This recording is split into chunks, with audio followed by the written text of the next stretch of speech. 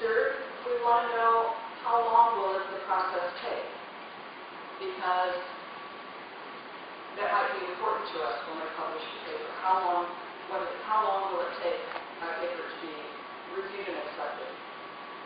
We want to know more about the journal. Will it cost something to publish in that journal? Are there services that this publisher or journal can provide?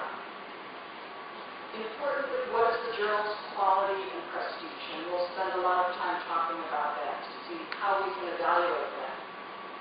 And very importantly, too, we want to know how visible is the journal. Because if the journal is visible, your paper is going to be visible. And if your paper is visible, more people are going to be able to read it and cite it, and it will affect future research and help your career. So we'll go through now each of these different factors in selecting a journal. When you're thinking about what the aims and scope of a journal are, it's important to first think, what is the main message of my paper?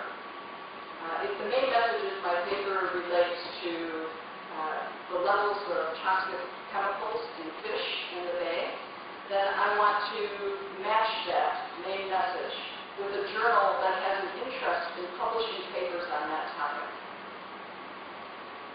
To find out what the aims and scope of the journal are, we're going to look at the author guidelines, and I'll mention the author guidelines many, many times today.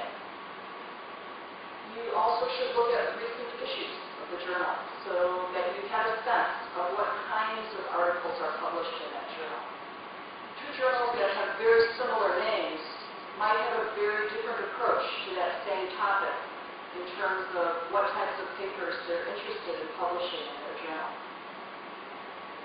It might help to look at the references in your manuscript, because that will reflect the work in your manuscript, and that will give you an idea of the titles of the journals that are publishing work in this particular area.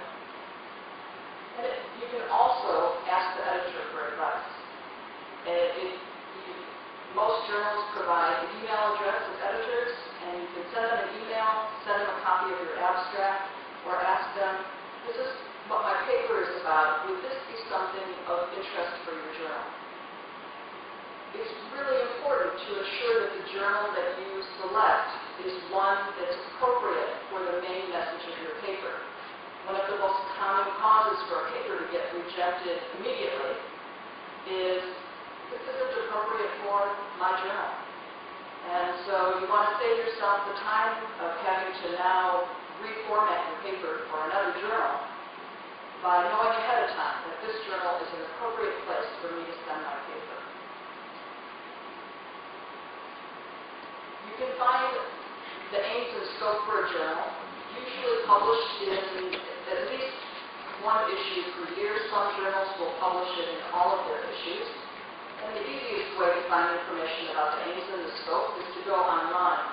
And they'll usually call it scope or aims and scope. And so you can clearly identify the information you're looking for. So here's the online website for nanotechnology.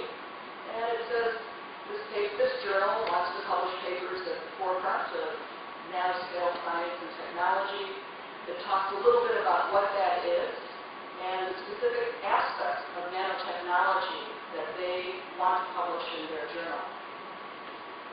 It also mentions they need to be of high scientific quality. Of course, journals want you to send them your best papers. And they are very specific. For example, they'll say a paper on synthesis should contain a significant innovation in methodology, materials, or demonstrated application. So journals get very specific about the kinds of papers that they're willing to consider for publication. And it's important then to read this and understand what their scope is, to confirm your understanding of it by looking through a few issues and asking the editor if you have any questions remaining. Here's two journals, Environmental Sciences, Journal of Environmental Sciences, and Environmental Studies. What's the difference between environmental studies and environmental sciences? You can't always tell what the scope of a journal is just by reading its title. You need to know more about it, and especially if it's a journal that you're not familiar with, you've read articles from it before.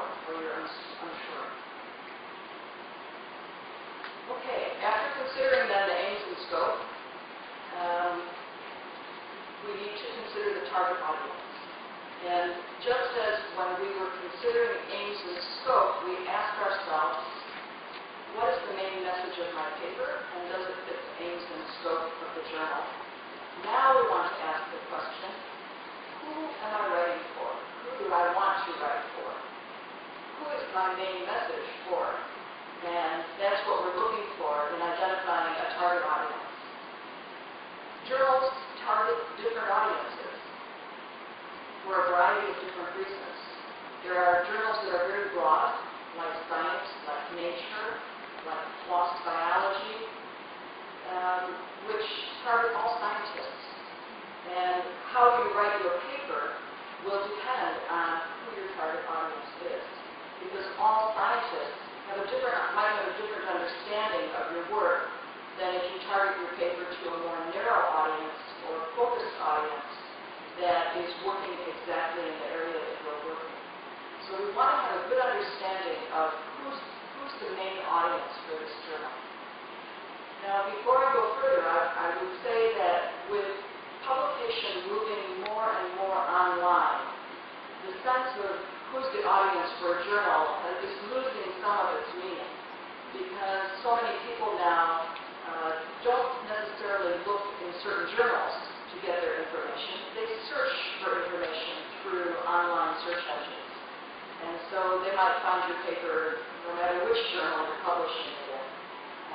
On the other hand, it's helpful when you're writing a paper to have an audience in mind so that you can calibrate the level of detail you're providing and have a mental idea of who your audience is when you're composing your paper.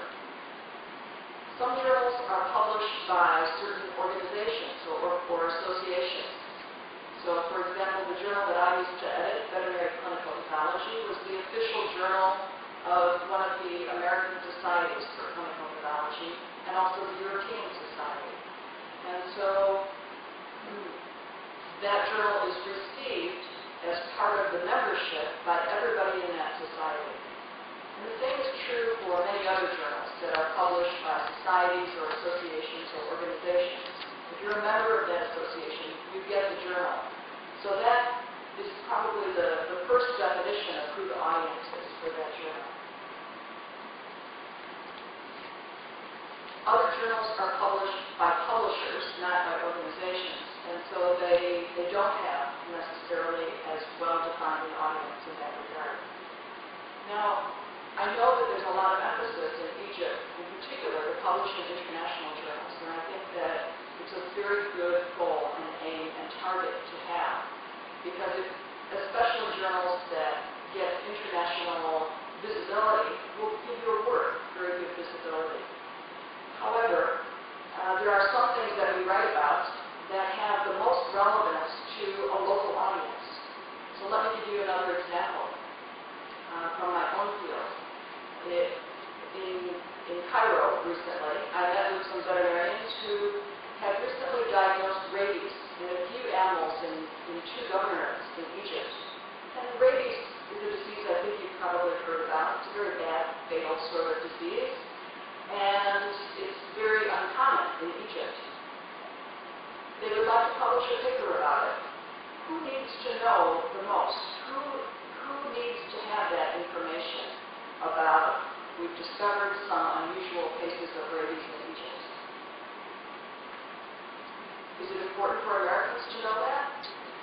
Probably not that much, unless they're particularly interested in other countries.